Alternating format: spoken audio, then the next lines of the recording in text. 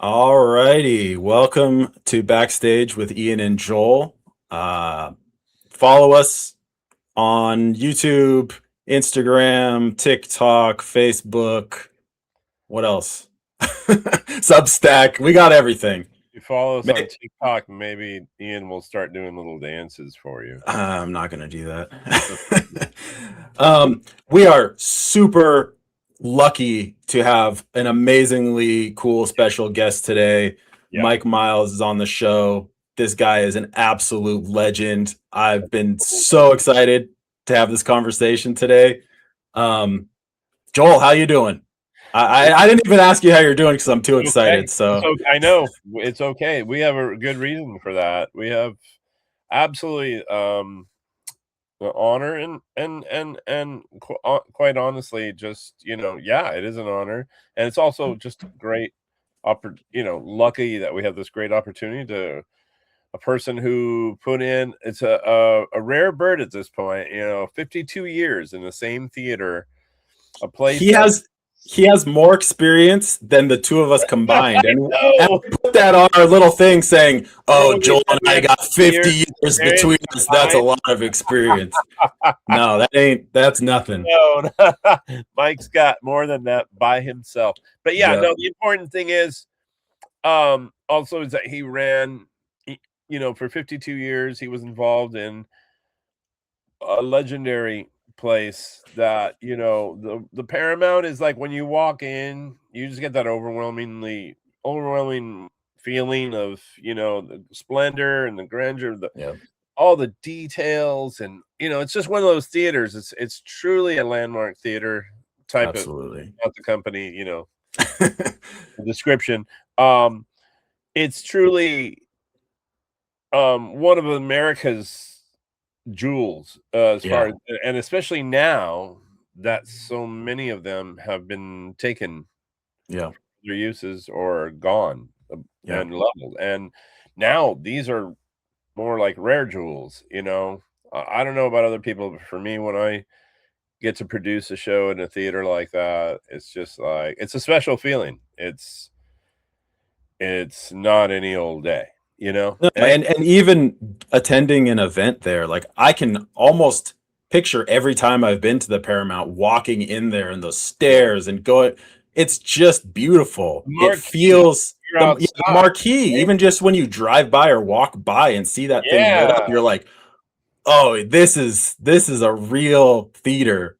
I love And we're just lucky to have those in the Northwest. I'm up in Bellingham. We have the Mount Baker Theater, and I get a similar vibe another up here.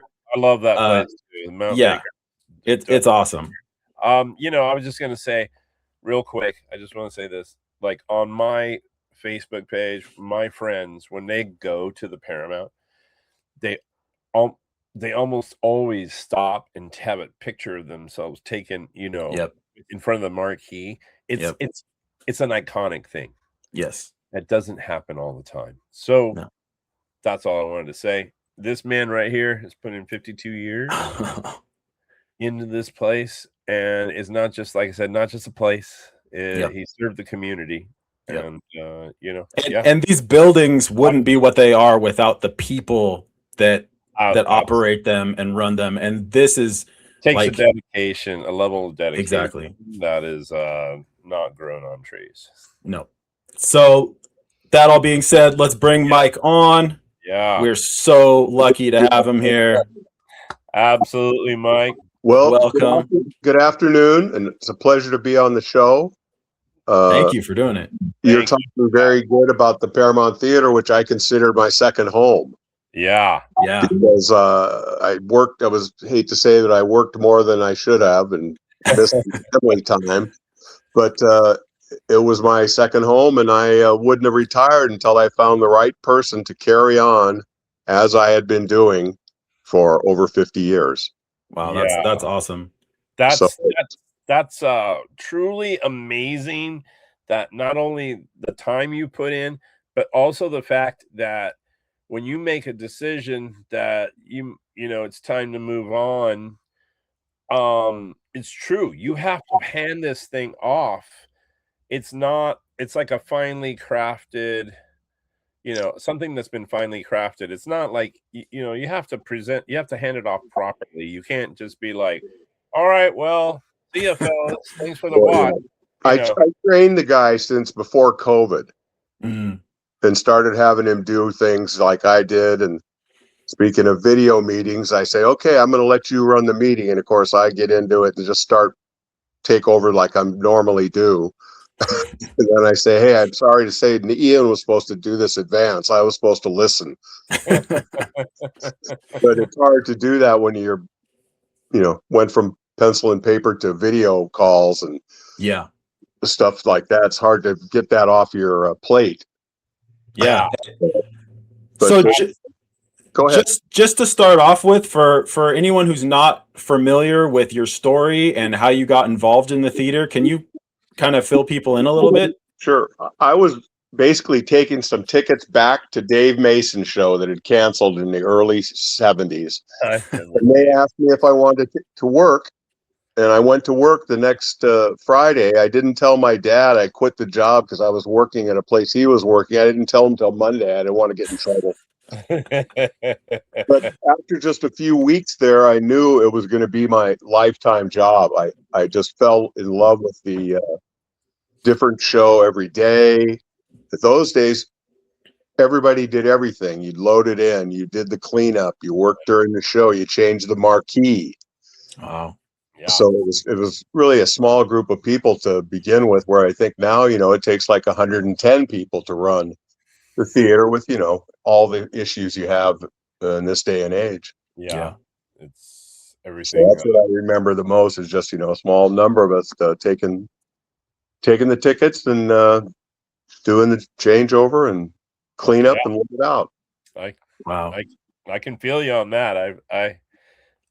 That's where, my early gigs were very similar, in a smaller scale. Of course, they were more like punk clubs, but I was that guy that like set up and then, set up the venue for the show, did the production in, and then I would be also the same guy taking tickets and taking your money to the door and settling. Backstage, you wear many hats. Yeah. That's Yep. absolutely. So so you started. So okay. So you went to return your Dave Mason tickets. That's amazing. And they wanted me to work because I was a big, tall guy. I started doing security outside. Okay. Tickets, and just kind of fell into the routine of the Paramount family. Yeah. Copy. And like you said, it was a small crew, everybody doing everything back then. So will you tell us a little bit about that environment? Let's just talk about, you're what, 16 to 18 years old. You're invited into this world, and it's like not really like any other world. How did that? I just liked it. I was a big music fan the whole time, and so it was great to get to see all these artists and load in and just have those experiences that not everybody gets to see. The theater from Backstage, which it was odd when I did retire and went to some shows in the front of house. I never sat in the front of house. Right. No, never. Wow. I'd go out and look and inspect things before the show. So when I sat out front, it was like, wow. The guy that took my job pointed out a couple things that I didn't think was right, and then I promised to never do it again. I was gonna say, like, when I go to a show, sometimes my partner's like, "Oh, this is fun," and I'm like, "The sound guy's not paying attention to something." I'm getting stressed out sometimes. I'm looking up at the ceiling, and how come the table sock doesn't have the thing we had made for it on it? So I promised him I'd never do it again. Oh, that's funny. So how long did it take between, starting there, taking tickets, working security, to work your way up to the position that you were the technical director? Is that well, not that long really, because I worked backstage and loaded in, and at that time we loaded everything down the steps on a ramp. We put plywood over a ramp, so it went down with a rope. Wow. And I did that all the time. The guy that was in charge, the stage manager guy, God rest his soul, he passed recently. me and him got in some sort of riff, and I threw down the rope and said, I quit. That's it. A few days later, they called me and offered me his job. Oh, wow. Well, he had moved on to William Morris. Okay. Oh, okay. And for those that aren't familiar, William Morris is a booking agency, talent agency. They represent a lot of huge artists. Oh, yeah. So I just said I'd take the stage manager job, and that kind of just turned into the technical director. I kind of cultivated the job as I thought it should be as it progressed through the years. Wow. Yeah. Wow. I can see that's interesting. I'm really happy that you clarified that, because I found, again, smaller scale, like punk clubs, but I found that I've had to do that in order to get things running the way I wanted them to. Also, or just the demands, called for it. So your job essentially that you held, that when everybody goes, oh, like Miles, 40 plus years, technical director, like you had to create that job out of necessity, right? Well, yeah, I mean, I was the first one in and the last one out. That usually is a good start. Well, that's how, and then I'm always there a half hour or so early, because that's when you can get work done. Right. Wow. I was going to say, I actually wanted to mention another person that we all know. I mentioned to him, I'm gonna give him a shout out, Dan Steinberg. He's my boss, one of my current bosses. I know Dan. Yeah, I told him that you were going to be on today, and he said, absolutely great guy. And he said, what, tons of history, and you know how he messages, and I'm like, that's fantastic. And with that, I would like to get into a little bit of like the history of the place, and like with your role in it, how did you, I guess this question is, I'm not prepared. I didn't prepare it properly, but what I want to say is working at a place like Paramount is more than just working at a venue. It's like got all this history. It's in essence, it's kind of a delicate place in a lot of ways. And I guess what I'm trying to say is, what did you guys have to do that was unique for production that like maybe other places didn't have to do? You were talking about putting wood on a stair railing. We first loaded in. It was a double staircase wide. It was part of an exit from the theater. And we put plywood on one side, and we'd lower it down with a rope on a ramp. For years and years. One time we had the guys from Pro Piano show up. It was Chick Corea, Herbie Hancock. So he's got 2 grand pianos in cases, and he's shitting his pants. Wow. They say, take this guy to breakfast. When he comes back, these pianos will be down on the stage. Damn, that's the move right there. Good call. Tell the guy, you don't see another show hanging around in here. So we move shows in and out of here every day. Doing this rope with the ramp thing. And later on, when we got to doing Broadway shows, we built a ramp from the street, about 6 feet wide, in through the double doors. And that was the ramp we had to use when shows got bigger. And we used that for a long time, but you had to take it down in between because it's a fire exit. Oh, yeah. Oh, wow. See? And then usually the monitor guy is usually left. And of course, it's right where he is. So we have to tear him down before we could set the ramp up. Oh, damn. And it was amazing.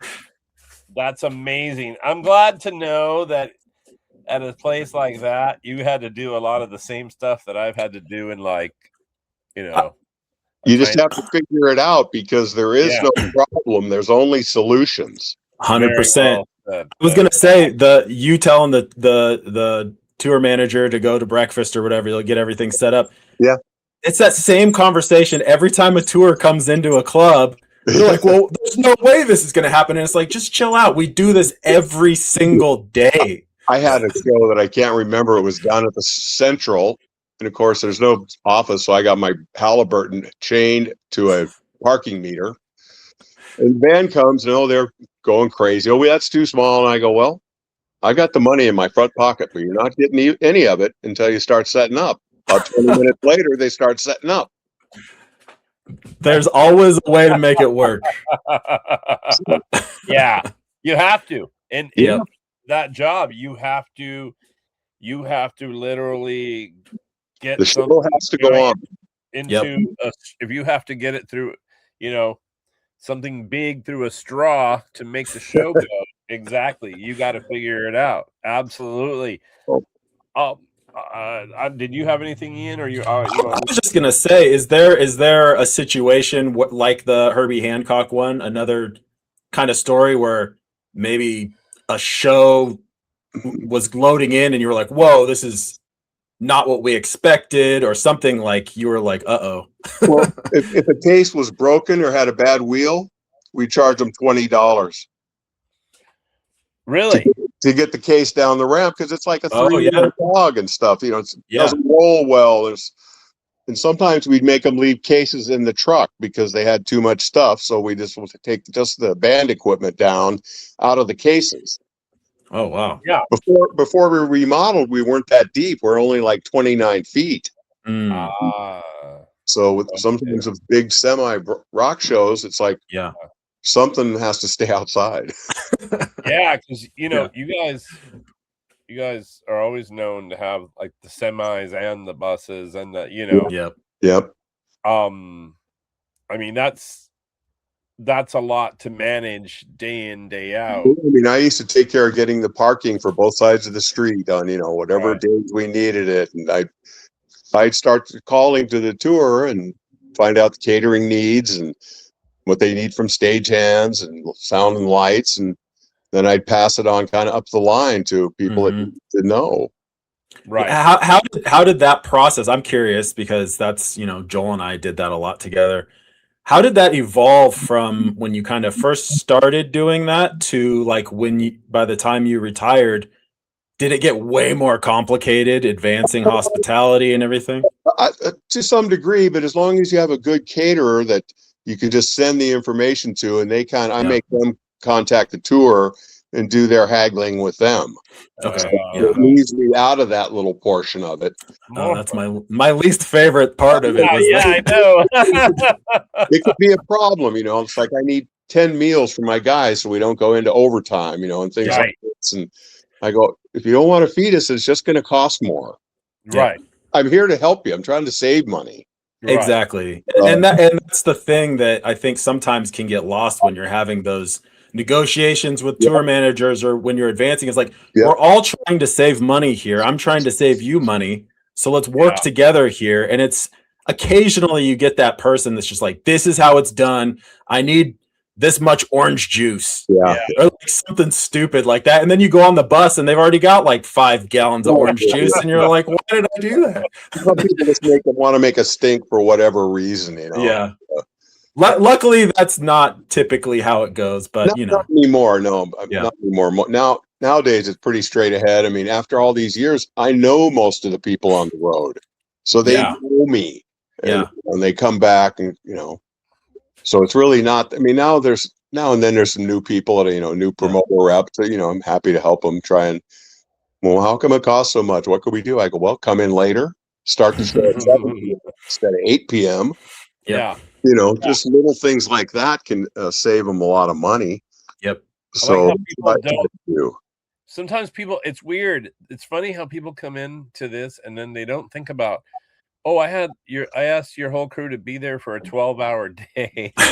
and why is the bill so high? And it's like, well, if you were at a regular job and you work 12 hours, you expect 4 hours to get paid. Double time, it's like, it's just, so actually it's really cool that you brought that up, Mike, because this is part of what Ian and I are trying to do. Like, we're trying to capture the whole storyteller vibe from people such as yourself that have all the time put in, but also we want, hopefully, we're going to be able to send messages out there to people that are just getting going with new bands or whatever, of how the best way to like approach,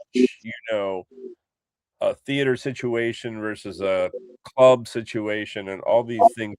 So hopefully, I'm really glad you brought that up, because we're trying to send these like little messages to folks that, hey, there's a right way to load in, there's a right way to advance, Yeah. and it'll save everybody time, money, Yeah, just practical advice, a lot of it. Like, because when I that's started, I had no idea what I was doing when I started, and Joel was actually the production manager at the club I worked at, and I was like an 18-year-old kid.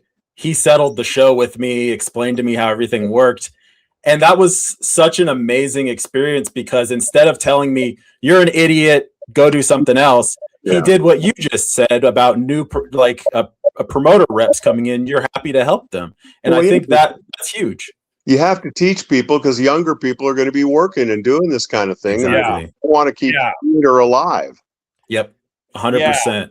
Exactly, and that's one of our aims is because we feel like if we can get this information maybe out ahead, instead of, I know the old ways, I started in the old ways, and it's like, they threw you in hot and made you figure it out. But the problem is, it's maybe that's not the most efficient way to, it was right for the time, but now it's a different time. So I think now Ian and I talk about it and we go, what can we do? And we're like, oh yeah, we can show young people how to properly load in, how to, how to conduct yourself in an email, all these things. Yeah, those things are important, so you're not pissing somebody off before you get I know, before you walk in, you've already got enemies lined up. Yeah, that's a cold day. It's a cold long day. And to tie into that, like you said, Mike, like, all these people coming through, and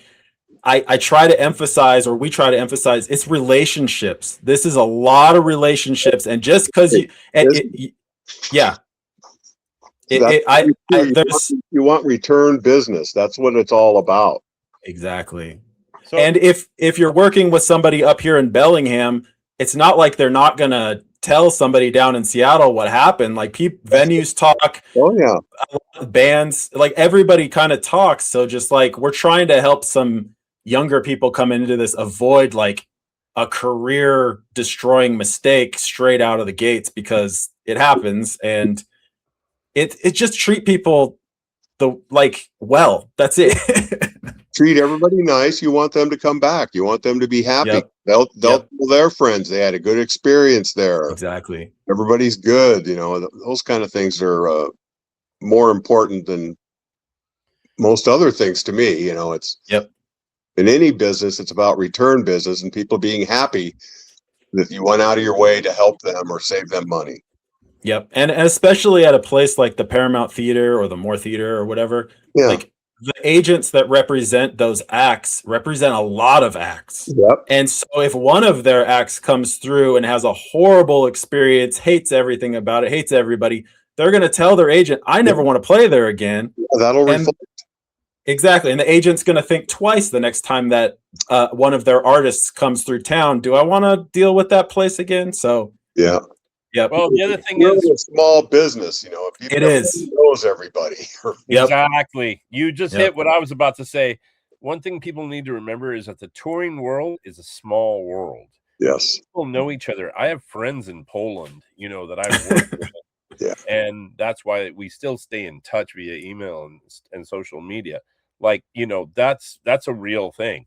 So if you come in the wrong way, and you're touring, you can certainly make yourself known maybe the ways you don't want to. Well, yeah, make it a hard day for people when that's not what you want. So right. What are your if you don't mind me asking, what are your favorite relationships that you oh boy, I mean, there's been so many that's a really hard question, because I mean, sorry, there's I don't think there's anybody that I favored, or right. It's all the promoters and their reps, and and most of the, the guy with Live Nation, Jeff Trissler, would come and sit in my office, and we'd talk and just shoot the breeze. Some of those kind of things are nice. And but other than that, I try to treat everybody the same and make sure they're happy and everything's good in their world. Yeah. That's So- go ahead. For somebody that's seen as many live events as you have, when you saw somebody on the calendar that was coming through, like say a couple months from now, who are some of the acts or some of the comedians or whoever that you would get excited about still? Oh man, when Warren Zevon was alive, he was a killer. There you go. Yeah. The Keith Richards and the Expensive Winos, they were a killer band with Waddy Wachtel and Steve Jordan. I mean, it was just a hot band. So I love that. And they did rehearsals, so I got to see some of that. And oh, that's awesome. And, years ago, I did Clapton rehearsals in Moore. Wow. And the conga player got left behind at the gig where I was doing security, so I knew where the hotel was because the band had left. So I just took him over to the hotel. Nice. That was different things. I'd work security at big buildings until I worked more with unions and would take calls. But once I really started full time at the theater, I didn't take many jobs.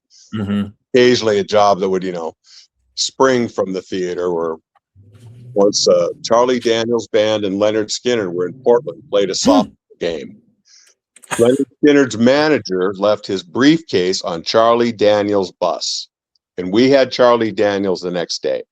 They called. They want someone to fly to St. Louis, Missouri with the briefcase and the money and bring it to them at the gig there. So I said, hey, I'm not doing anything tomorrow.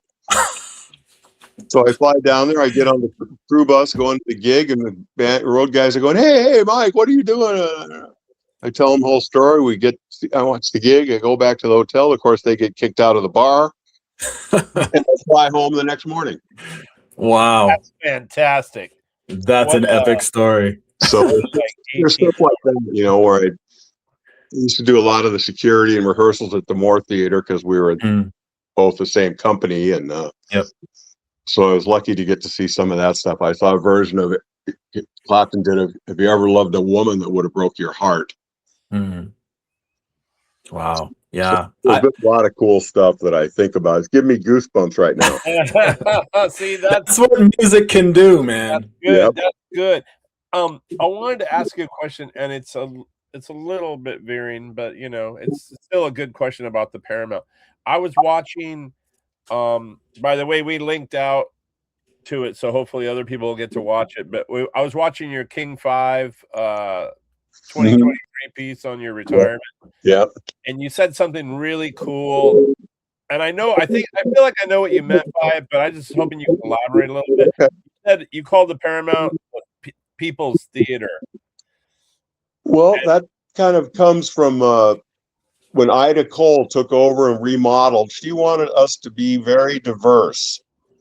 Do any type of show. Someday we'll have poetry reading. We'll have a Mexican show the next day. We'll have Chinese opera. So that's where that kind of came from. When she did the remodel, she wanted to kind of be called the People's Theater. I mean, not the name, but make people understand that it was for everyone. That's awesome. I see. So it actually stemmed off of the remodel, and it was actually intentional to try to. Yes. That's really cool. That's super. That's even cooler. See, I didn't know if it was. Yeah, that's really fantastic, and it is because you can go there. The silent movies, lectures. There's we were very diverse. Yeah, very diverse. I was gonna say. So one thing I was gonna ask you. I wanted to ask you about things over the years on the job. I wanted to see, this is kind of a vague question, not really vague, it's just general, but I was hoping you could talk about maybe some of the most valuable things you learned on the job over the years, things that are still with you. You know what I mean? respect people, and I find, if you can have laughter or a sort of jovial thing in the morning, it'll make things better for the rest of the day with people you don't know.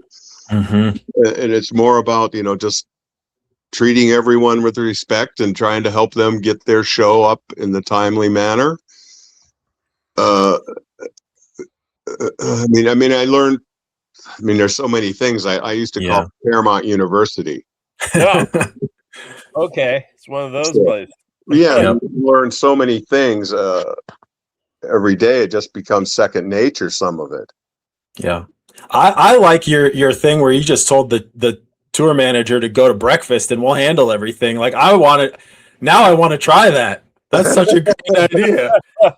Such a big, 2 pianos down the ramp. He was freaking about it. And well, another man call me and I'll just ask him a bunch of questions. I tell him the answers and then I just don't talk. Yeah. I would freak out about it too, though. I don't lie. I have a question because I feel like the things that happened where I learned the most in live music production and everything were when I had like a failure or something go wrong, because it caused me to like examine and reflect and look at kind of how I messed up. And I did that a million times. And I think those are really good learning opportunities. And so I'm curious. Well, I was on the road. I did some Van Halen dates for John Bauer Concert Company in the Northwest in the 70s or 80s. And of course, I fulfilled the rider, but the guy reamed me because I didn't have dessert, but I thought M&Ms were dessert. And the one day I didn't ride the bus, I flew home because there was a day off. The bus driver ran over the Coca-Cola bottling company guy in Montana. Killed him. Whoa. The bus I was on until that earlier that day when I said, look, I have a day off. I want to fly home and see my wife, and then I'll come to the next gig. So I was glad I wasn't on the bus that day. Yeah. Damn. Yeah. Wow. That's pretty rough. Wow. I don't remember the tour manager's name, but he was reaming me about the catering thing. It's always catering's the worst, most hassle, as you know. Yes. Oh my God. Is there something that like when you were maybe first starting out at the theater where, you did it one way and maybe you learned, okay, that's not the way to do it. Or something happened and you're like, crap, I can't do that again. I gotta. That's a hard one because I can't remember anything like that, probably because, I try to put any kind of failure or something I did, try and shed it in better light. Essentially. I'm sure there's been things, but most of the time, like, well, I fucked up and cost somebody some money. Yep. I'm sorry. I had a tour manager call me at home. How come it's costing this much? I go, what do you want me to do to make you happy? Yep. You want me to take this guy off the bill? Tell me what you want. Yep. Instead of just yelling at me. Yeah. And so, okay, I'll take that guy off the bill. We make money. We have to eat some stuff now and then. Yep. It's the way it is. Yep. No, that's a great way to look at it because like you said, the show must go on. You just find solutions to problems. And I think it's a lot of times like some of the newer tour managers that come through, they think they need to be hard asses and just be dicks about everything. Yeah. It's like you're going to find after this first tour you do that's not going to work. As I tell people, I go with honey first and go to vinegar. Yeah. Eat vinegar. Don't start off with vinegar. You got nowhere to go. Exactly. Yep. Some of my favorite tour managers are the ones that come in asking for backup on everything on a losing show. It's like you're going to get your guarantee. You already got half of it. So it's don't like, worry. Dude, you realize we barely covered your guarantee. Out of here. Yeah. Well, the artist, I can't think of the artist now, but he wasn't going to put the band on until he got reimbursed for his first class airline ticket. So I had to go and get $700 down front and made him sign for it. And then he put the artist on. Wow. That's some weird pretty stuff, stiff, man. I saw Anna James say she didn't like the merch deal, and the guy said he can't change it, and she goes, "I think I'm feeling sick." Oh wow! Oh, Uh-oh. Did you say that was Etta James? Yeah. Yeah, I know a little bit about her because I knew a blues writer that was friends with her, and yeah, she could play hardball, man. Yeah, and she did. She goes, I think I'm feeling sick right then. Oh That's no! that's a move. Pretty soon they changed the merch rate. Yeah, that's chess. That's a chess player right there. Yeah. Yep. Chuck Berry, same thing. Yep. Yeah. But Yeah. I mean, if you're Chuck Berry or Etta James, you can get away with some of that stuff, I think. Yeah. Although from what I've heard about it is a lot of it just stems from like the rough days, you know. When Yeah, they were treated people like were shit. constantly People trying to took advantage of it. Yeah. Yep. I get it. I yeah, get they it. were always trying to get ripped off, and it's like, you know, so they developed some pretty hard-edged business techniques. Yeah. Yes. So, okay, we touched on some of the shitty stuff. What are some things you miss about the job? Since you had a little bit of time away. Well, I miss the people a lot, you know, just because I was used to, you know, I've been in that theater and, you know, see people that I've worked with. A lot of people that I worked with are not there anymore, but it's, I just miss the theater itself. I mean, it fed my family and, Yeah. you know, all those things that you need to be able to move along and feel comfortable with that. I only had one other job my whole life. That's amazing. Wow. That's fantastic. So that's very rare. Yeah. You're lucky. And like we're lucky to have had you in Seattle doing this because that's huge. I mean. Yeah, and I'm saying like feel fortunate. That's why I feel fortunate to have you on here because, you know, obviously we know that a career like yours will probably never be replicated again because business has changed. Yeah, so even the guy that took my job guaranteed him 20 years, but yeah, right. You know, that's nothing. Yeah, that's what I said. It's off in the park. Small change. I wanted to ask you if you could correct one common misunderstanding or misconception about working in the live entertainment business. What would it be? Well, you know, people think it's all party and booze and dope. Mm-hmm. There's some of that, or was, but most of it is just like, you know, you got to get up in the morning again the next day. You know, I get out last. I'm back up exactly in 4 hours. Thank you. So it's just, you know, you're going to miss some sleep during some of that. Mm-hmm. You know, as everybody used to say, sleep when you're dead. Yeah.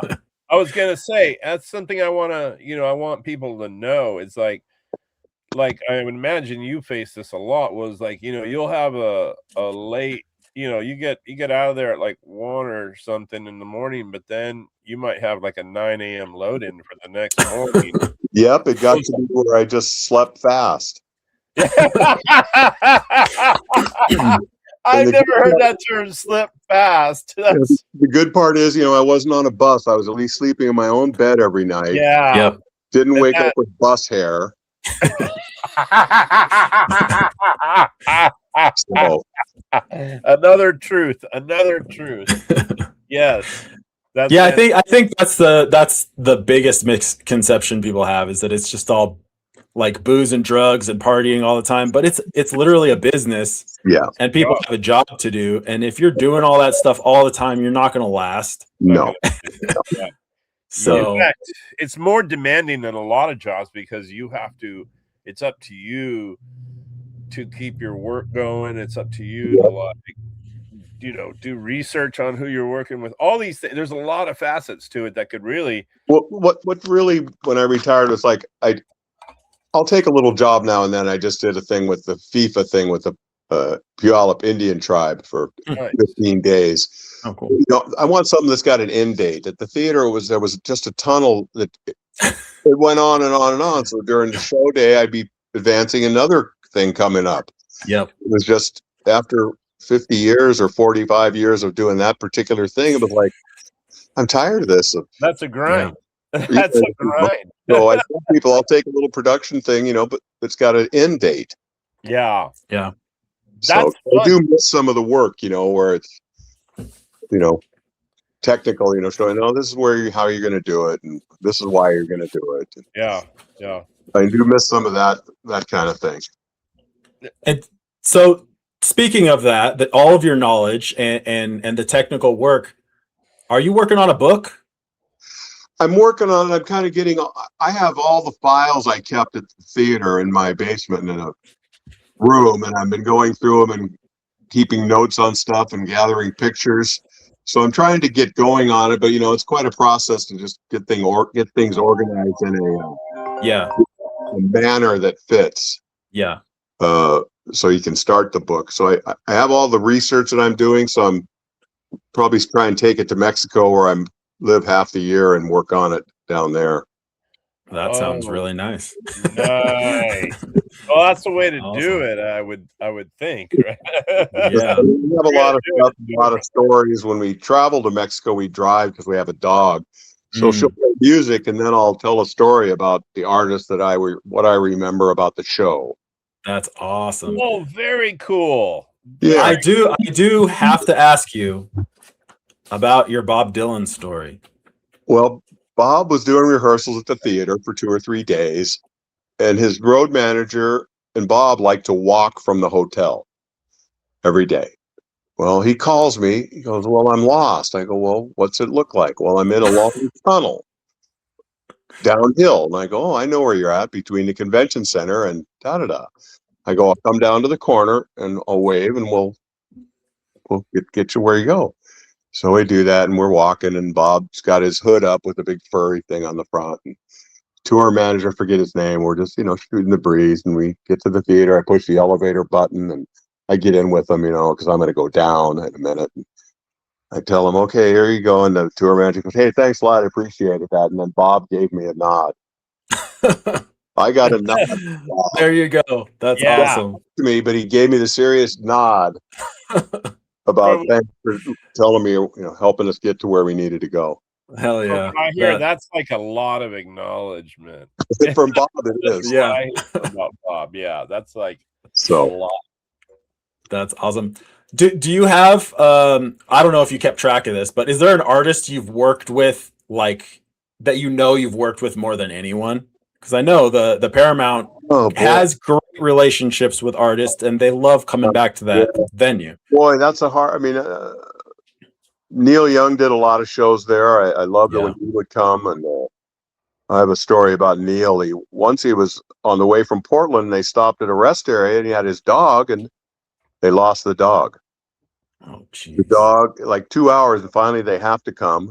Well, about an hour before the show starts, somebody comes with his dog. Oh. What? He left a note at the, it was at a rest area and stuff, and he was, beside himself, wanted to stay. And Neil was so happy when the guy brought the dog. That's it's giving me goosebumps again. It's one of those things. And Neil's a perfectionist.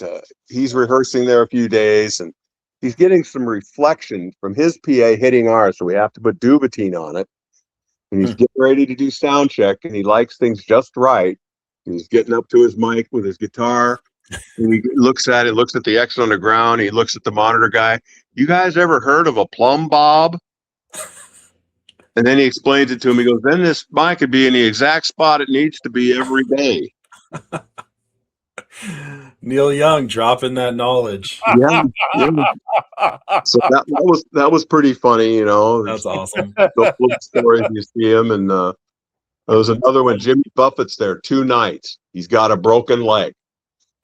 The elevator works fine at intermission. After intermission, the elevators won't work.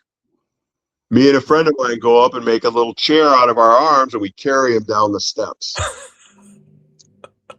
And it's one of the shows is on my birthday, so I have a limo outside that's bigger than his. Damn, power move. So, look at that. Because he always had margaritas in the basement. He had a bar every time he came, Jeez. And on my birthday, he goes, "Well, what do you want?" I go, "What do you think? Margaritas?" Did you have a margarita made by Jimmy Buffett? No. Okay, I was gonna say. Basement all the time, and the butler was saying, "Well, what do you want to have? Because of your birthday and all." Yeah.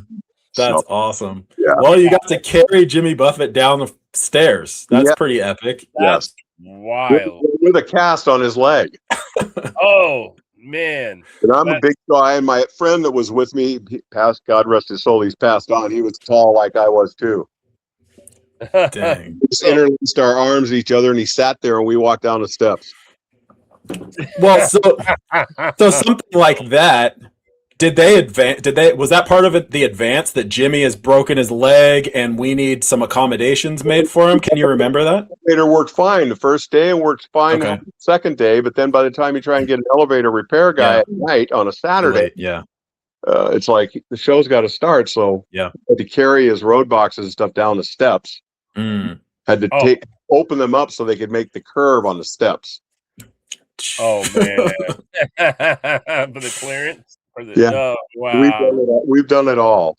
Yeah. That's good stuff, man. That's good. You've done it all with like some of the biggest acts in the history of music. I was never like a very good like loader production guy. I was always scared I was going to mess it up and break something.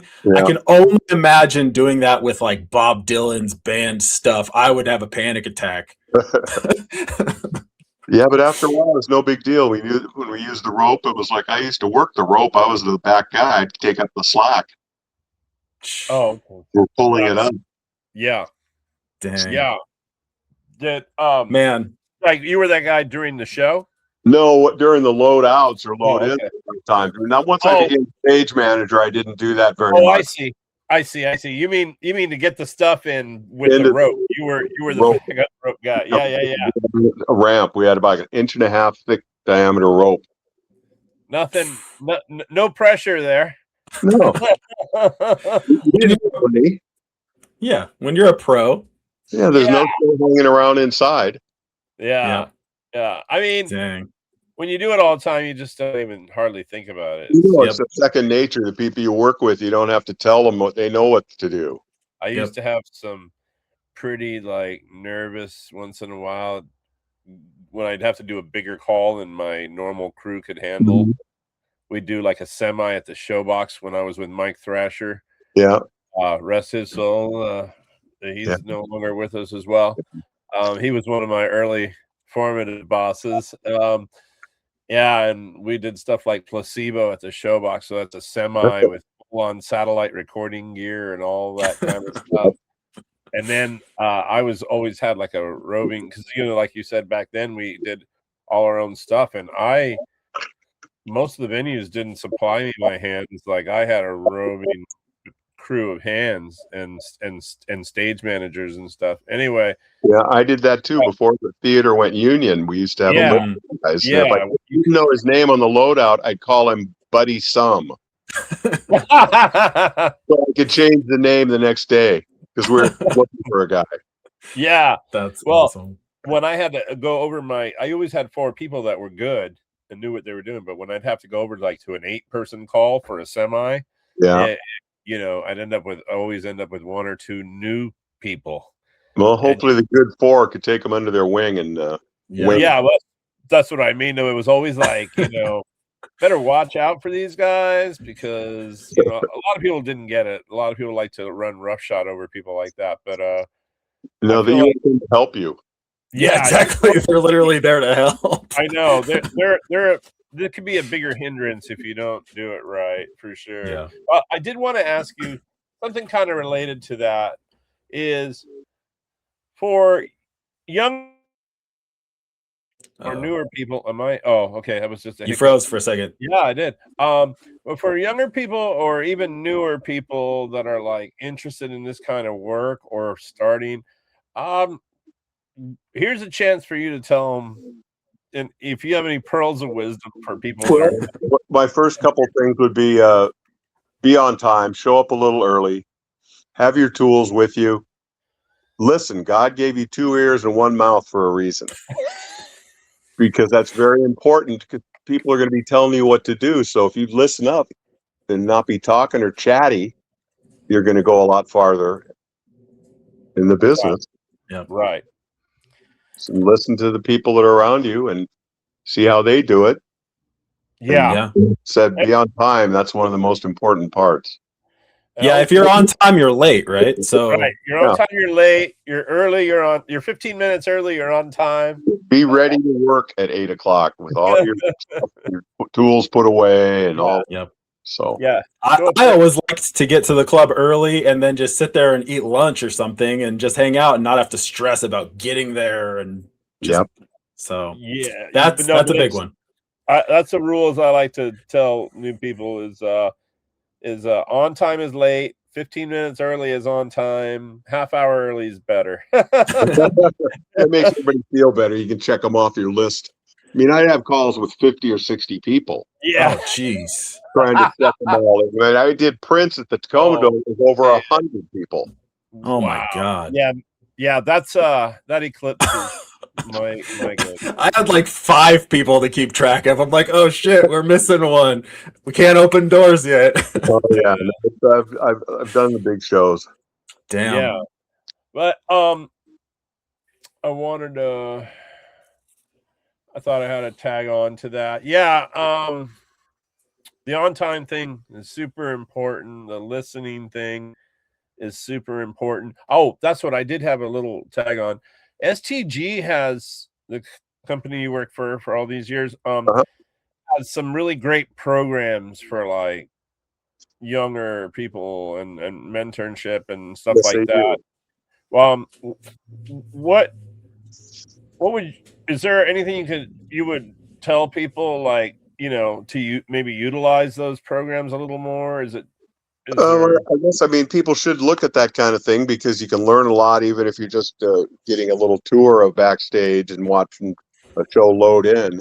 Exactly. See what it's about, to see if you're interested in that kind of a thing. So I've done a few of those, but didn't become real predominant probably until the last 5 years, where they started having people that were interested in the Backstage part of it. So yeah, I was just going to say, I think if you can get backstage or if you can be there for a load in or something, it's not as scary as it seems when you think about it abstractly.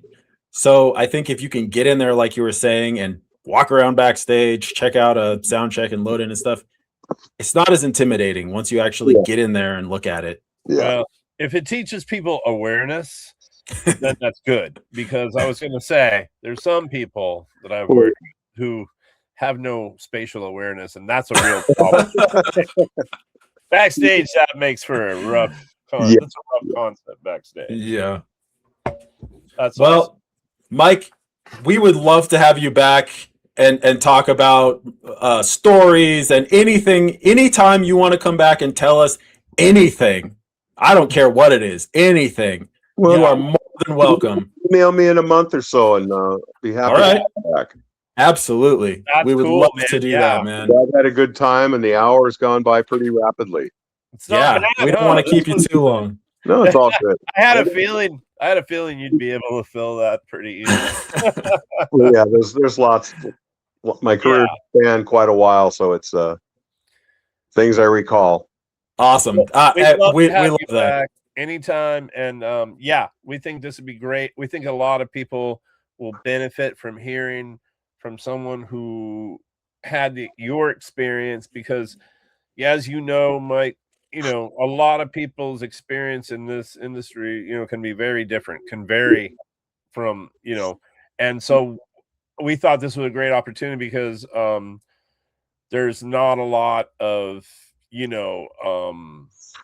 space left for people that have had your kind of career. It's just places don't last that long anymore. It's true. Yeah. So thank you, Mike. Yeah. Definitely. Thank you very, very much. Appreciate it. Thank you. All right, man. Okay.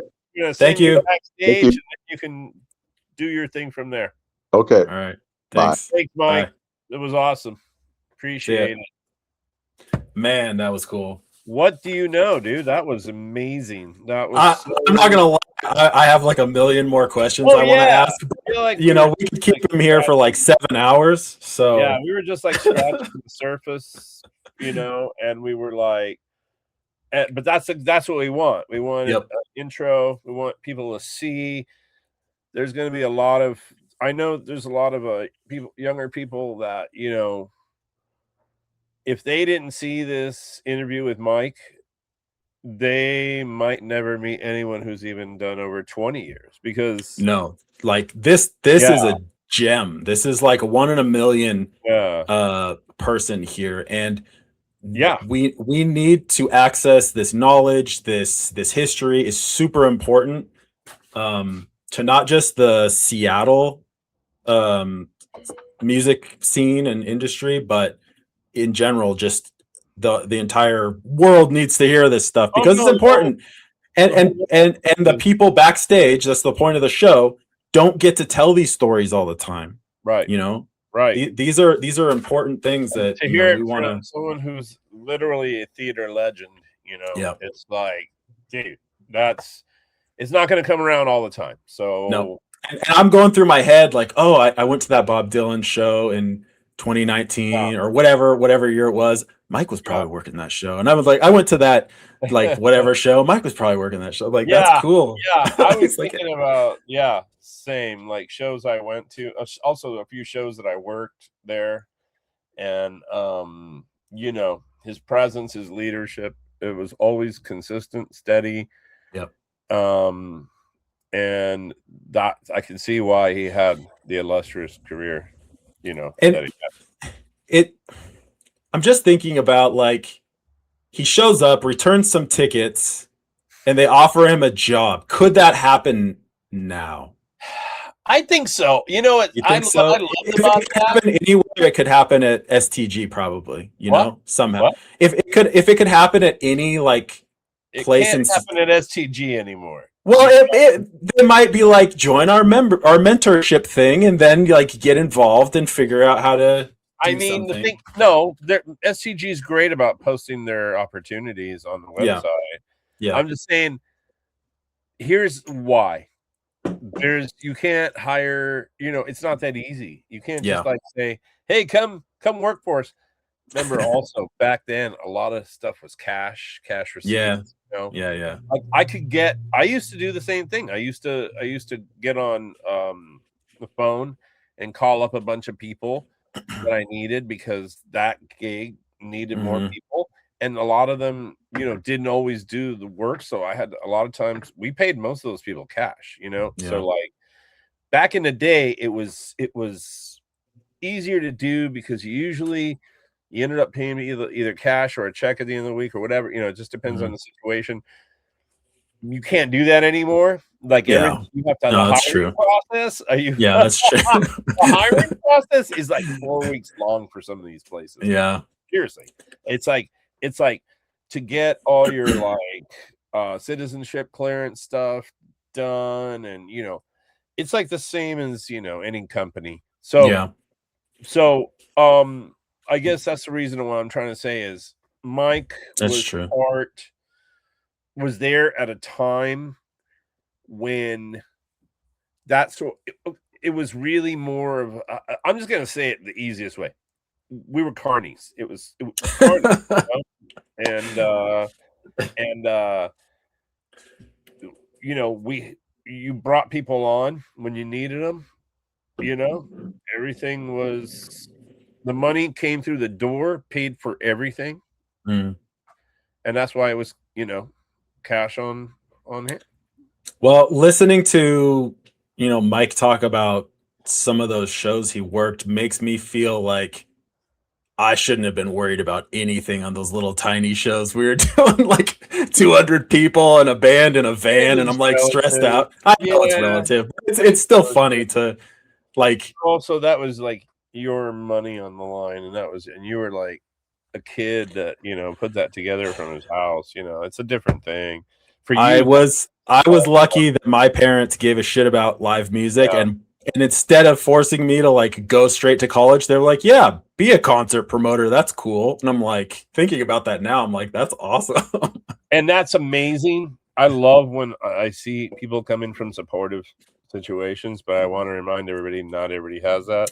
That's true. I'm very lucky. I don't want to get too into it, but I had a opposite upbringing. So the fact that I ended up in this was just me being totally bullish. It was just and we'll get into it other times. But I had to struggle. I had to like fight just to have a guitar, when I was a little kid. So, Yeah. it's not the same for everybody. No. So, but that's what I hope to accomplish here is, help people cross these barriers with information. Yep. Yeah. No. Anyway, it's important. that's it, dude. Awesome. What are we doing next week? Or next time? Way to catch me off guard, man. I printed my notes out and I didn't put it on there, so it's just Yeah, we have to. We're gonna have a really good conversation about something next time. We don't have. Let's see. What are we doing next week? Nothing. Okay, we will have a guest. We will have a show. We got to dial it in though. We don't have that lined up right now because we had 2 cancellations and not cancellations. Sorry, let me be clear. Postponements. We had 2 people that couldn't do it in this time frame, so I'm moving people around. Okay, it might just be the 2 of us being doofuses or something. We'll figure it out. Yeah, I think the world's had enough of that. I think so too. We will have somebody. I just don't know. So stay tuned for surprise. Stay tuned. All right, but check it out. We will be hitting all our social media and everything, letting everybody know when we know. Yeah, sorry. I like to have everybody lined up, but it's like, hey, it's rock and roll, man. The show must go on. We'll figure it out. Yeah, I had 3 other people lined up, and only one of those people are presently going to do it, and they can't do it for a couple of weeks. So it's all right. We'll figure it out. We got a lot of options. That's that's how it goes. Yep. Yeah. No, it'll be fine. But yeah, either way, we're gonna do the shit we always do. We're gonna hell yeah bring you people and stories from the backstage, and it's like, and if we end up not having a guest, we talk about issues that matter to the people that work in this industry, and then we also talk about issues that matter to people that buy tickets. It's important for you to know what's going on. All right, that's it. I think. All right, make sure you like and subscribe on YouTube, Instagram, Facebook, TikTok. What else there's too much social media. All this stuff is just all of the social Substack, whatever the hell. But just and we're on Substack, and we're on Substack now. Yeah, I got it figured out. YouTube, and you could. Yep, YouTube's the big one. Sign up, subscribe on the YouTube because for some reason that takes forever to get anyone on there. You can listen to the audio podcast anywhere you find your audio podcasts. We're all over those, so check it out. One thing, sorry, real quick, and it's not that we're just like desperate, but because like we have proud to say that we have some of our Instagram clips have hit 2,000 to 3,000 views, I think. Yeah, I haven't checked. And but YouTube, we want YouTube to be the primary channel for us, and it seems to be the slowest. Yeah, so help us out if you don't mind. Subscribe. We promise it won't hurt. Well, once again, thank you for Mike for doing this. This was really cool. Like I was talking to my dad about this earlier, and he was really excited. So I know as soon as this goes up, my dad's going to be the first person watching it. So. Oh yeah, I'm excited about that. I'm glad for that. Honestly, I'm happy. So shout out to him. Yep. And all right, we'll do this again, and we will see you next time. Backstage with Ian and Joel. Thank you, and thanks to Mike for doing this. All right, have a good one. Thank you. Yeah.